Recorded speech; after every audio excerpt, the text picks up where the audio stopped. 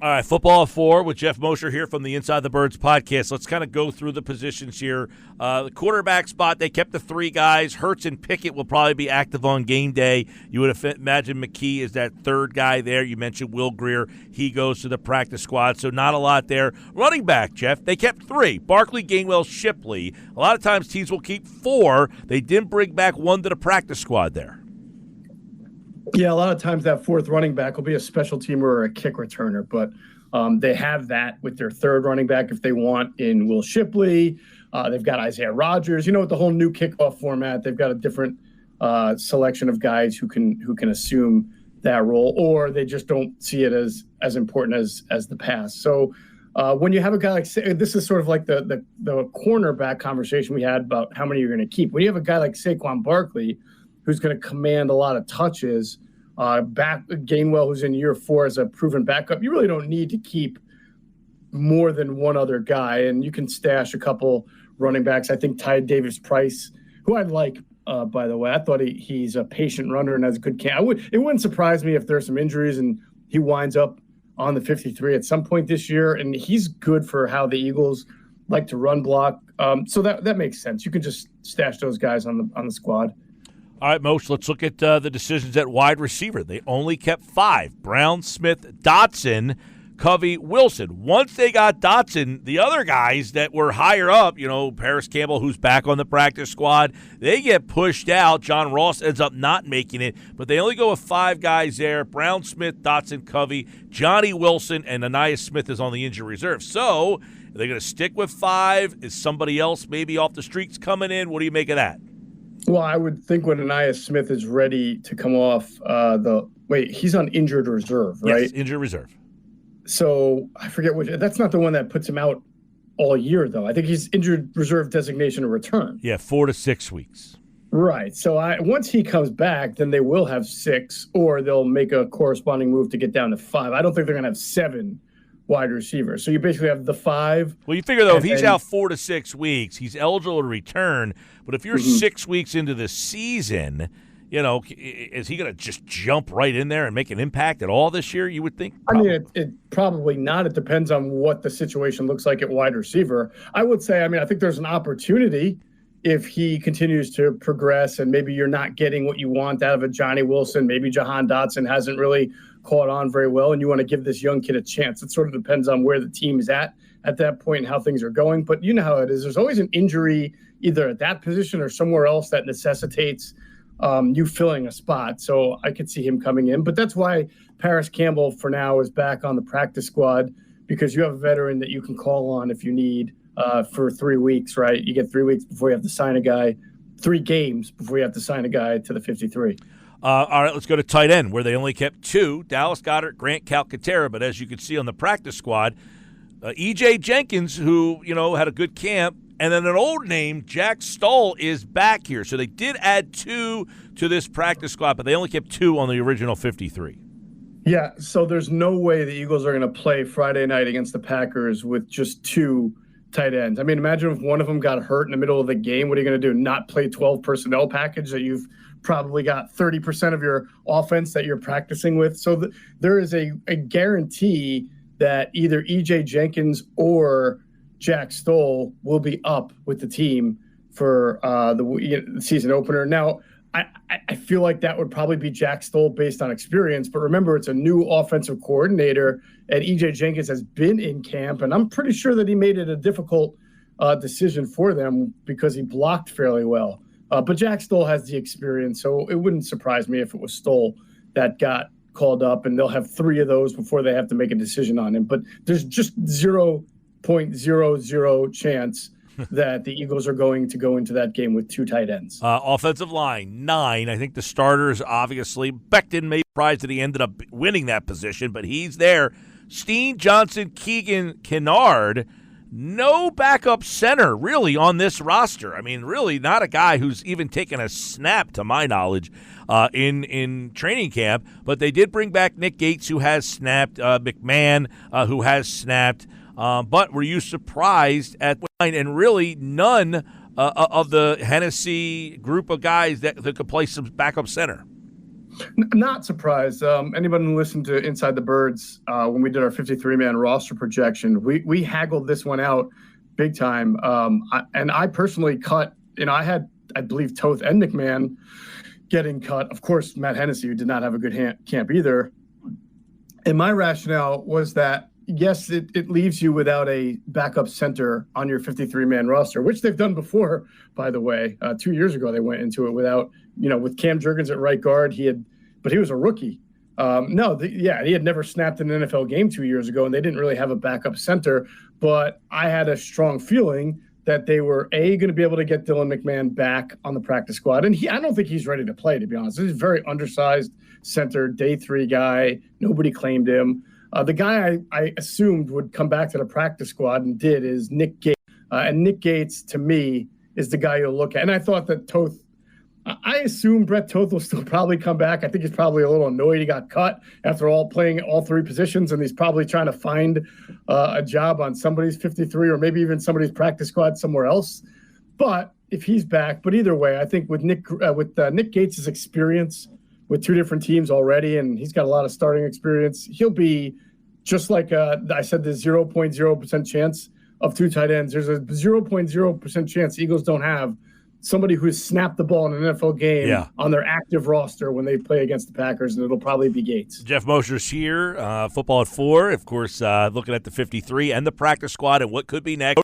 Defensive tackle, they kept 6, Carter Davis, Williams, Ajomo, Tui Peloto, and Thomas Booker. Maybe not a surprise to some people who saw him, but they did keep 6. They added 1 to the practice squad as well in Gabe Hall. So that's obviously a position that, they valued to keep 6 guys there. Yeah, I'm fascinated to see, Mike, if Thomas Booker is active for the first week. I think he will be. I think that Vic Fangio wants to play all 6, and I think Booker really flashed throughout camp. And really, he's one of those guys that made the 53 because he deserved, not that everybody doesn't deserve it, but sometimes, Johnny Wilson and Nia Smith, your draft picks, you're going to make the team regardless, in most cases, right? But Thomas Booker forced them to keep him because he was so good. And he had Andrew DeCecco wrote a great story on InsideTheBirds.com. You can read it right now about how hard Booker worked this offseason. He basically lived at the NovaCare complex. And Vic likes to play a lot of different linemen. And, we've talked about conditioning for Jalen Carter, for Jordan Davis, the guys who come from Georgia don't play a whole lot. So I have a feeling that if all 6 are active, that he's going to play all 6 guys and keep that rotation going.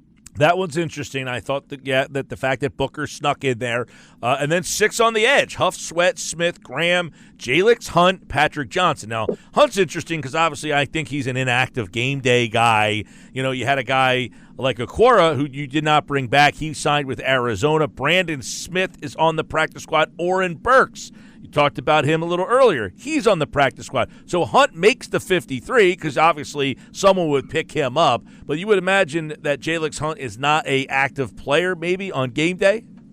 I don't know, Mike. I was thinking that. And certainly to make 6 active edge rushers, then you have to go thin somewhere else. And maybe that means a guy like Booker doesn't get a chance. But, if one of our big questions going into the season opener is what's the 4-man rush like? And is Nolan Smith going to make the most of his opportunities and start to look like a first-round pick?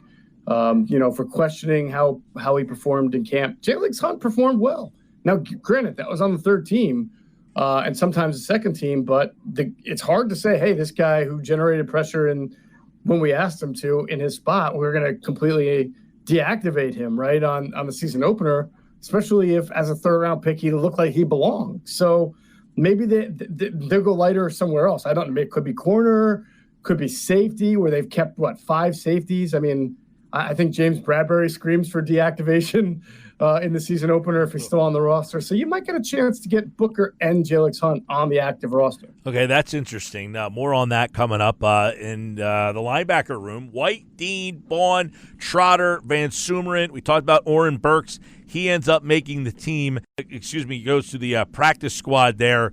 So they kept the 5 linebackers. Brandon Smith is the other one there. And then we'll go to the secondary room where you got Slay, Mitchell, Rogers, Cooper DeJean, Kaylee Ringo, Eli Ricks, Josh Jobe doesn't make the team and doesn't get on the practice squad here. So that was kind of an interesting eye-opener when you look at that cornerback room, because there was all those corners. Those are the ones that remained. They stuck with how many there? You got 6. 6 corners, right? Yeah, on the active roster. So, again, you're not going to have 6 active on game day. So I would think you probably won't see Eli Ricks, if he's still on the 53 at this point, active on game day. You never know. Maybe there's another area where they decide to go a lot lighter. But I think you're pretty good, especially with the versatility of Quinyon Mitchell and Cooper DeJean. You're pretty good there with 5 cornerbacks. All right, let's go to safety. C.J. Gardner-Johnson, Reed Blankenship, Avonte Maddox, who's obviously could play both corner and safety. Tristan McCollum ends up making the team. And then you got James Bradberry, and Sidney Brown looms as well. He'll be on the PUP list to start, so 4 weeks at least for him. Safety room, interesting. You just mentioned Bradberry is even active on game day. How's that safety position look there? You also have Caden Stearns, who's got some playing experience. Andre Sam, a lot of people liked him. Yeah, they're pretty good. I think, there's somebody at safety right now. You hold my feet to the fire. It's probably Avonte Maddox, who's sort of renting instead of buying, because when Sidney Brown comes back, they're going to have to, and that's on top of the Bradberry move. Like, you don't need 6 safeties, especially when you have a cornerback in DeJean, who you think can play some safety. So we'll see what happens. But for now, you've got McCollum's a very key special teamer for them, and an improved special teamer. So I don't know that he's going to be the first one gone from that group. Maddox is a guy who gives you value at the moment without Sidney Brown, because he can be a backup safety and a backup nickel. But when Brown is ready to go, you kind of wonder, with C.J. Gardner-Johnson, Reed Blankenship, Sidney Brown, and McCollum as your special teamer, will there be room for Maddox on that 53? Well, yesterday, let's get into this then, because Roseman talked about the defensive backs was a big priority in the offseason. That was number 1. He also explained why Bradberry made the 53. Was his answer yesterday enough to sell you that he's part of their plans this year? Maybe if you're also trying to sell me oceanfront property in Omaha. No, there was not enough to sell me on that.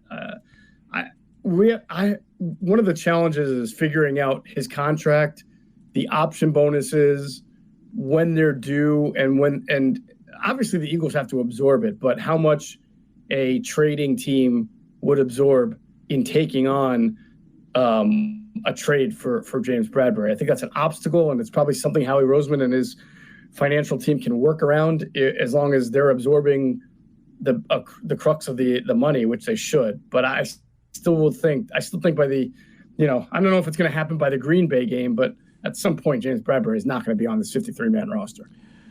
Yeah, I have a hard time thinking he makes it too. I mean, why do you think they didn't just pull the plug here? I think that they're holding out for value. I think that at the end of the day, they think somebody's going to get hurt at corner and probably be able to get a conditional 6, maybe becomes a 5. Are they going to try to play him at safety and see if someone wants him there? You just mentioned corner. Yeah, I don't think they're going to play him anywhere. Yeah. So, you mean is somebody else going to try to play him at safety? Well, I'm saying, are you going to showcase him? Hey, he can play a little safety. Get him on. There is very little tape of him playing safety. No, you got to win games now. This isn't preseason. This isn't training camp. You got to beat the Packers. Well, then why wouldn't you? You're not putting a guy out there to make some mistakes, and learn the position. Right. So why doesn't he play in the final preseason game and just lay it on the line? I mean, you're just doing the guy a solid. No, they're keeping him healthy, Mike. It's the bottom line is they have no plans for him. So keep him in bubble wrap and see what happens. Yeah. Clearly, if they're going to trade him, it's to a team that wants him as a depth piece at corner. Not safety. Exactly. Yeah. This whole thing, I think, has been fumbled. I guess. I mean, no, I don't know. I mean, I wouldn't have given him any outside corner reps at camp either. I'm trying to get as much work for the Ringos and the Rodgerses and the Quinyon Mitchells as I can. And at that point, they were so thin at safety, you might as well put him in there and see what he can do, just to at least get him on the field somehow. I don't blame the Eagles. Their goal was to get him through the camp without any injuries, and they did that. Anybody that got cut, I don't know if you've been scouring, that stood out to you that you would say, that's a fit? Well, I thought Donald Parham would be a good fit because he played with the in Kellen Moore's system, but he signed he signed. Anybody out there right now? I'd have to take a look at the whole thing. Noah Brown. I don't know where he wound up or if he has wound up anywhere, but certainly, one of the reasons that I was sort of skeptical on giving up a third-round pick for Jahan Dotson is that I figured there would be some guys out there that got cut that have been as productive or equally productive or could fit the system. Noah Brown is one. Tim Patrick hasn't played for that system, but he's certainly a guy who has produced in the league when healthy. Signed with Detroit.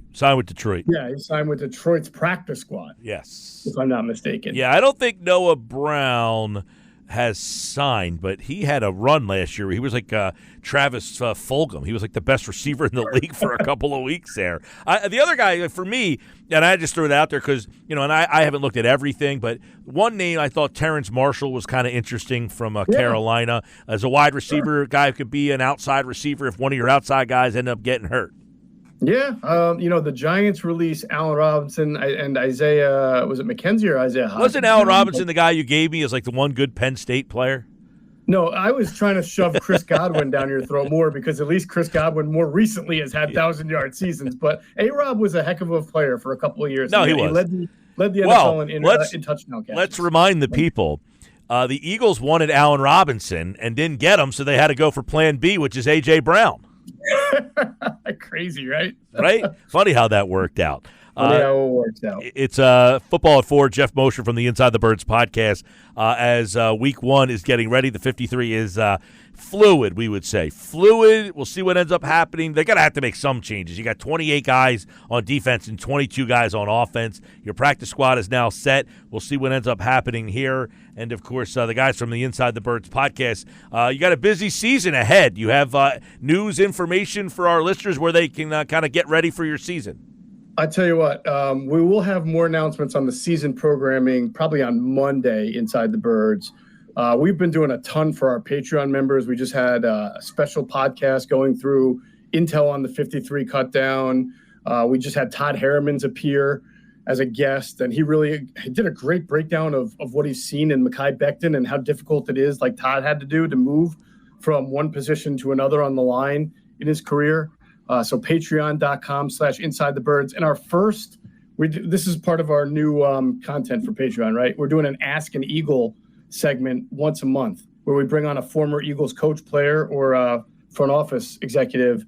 And we're going to have Mike Quick joining us tomorrow, Thursday. So, it's not just an interview. We actually invite our members into a chat room, Mike, and they get to ask questions. So you get to interact personally with Mike Quick or whoever it is next month and month after that if you become one of our great Patreon members. Patreon.com/Inside the Birds. Okay, make sure you get yourself geared up for the football season. Make that a part of your routine. And, of course, Football at 4 here on the Sports Bash Live on 97.3 ESPN. We'll have Andrew tomorrow, Adam on Friday, Jeff's back on Monday, which is Eagles-Packers game week. And you can listen to the Eagles and the Packers on 97.3 ESPN. All right, Geoff Mosher, I'm going to be, by the way, I'm going to be in your neck of the woods on Eagles game day next Friday, right? We're doing our show. Maybe if I have a chance, I'll stop by and say hello. We are doing our show, our Happy Hour Friday. This week, we are down in Rio Grande at Jester's Dive Bar. Next week, we will be at Landmark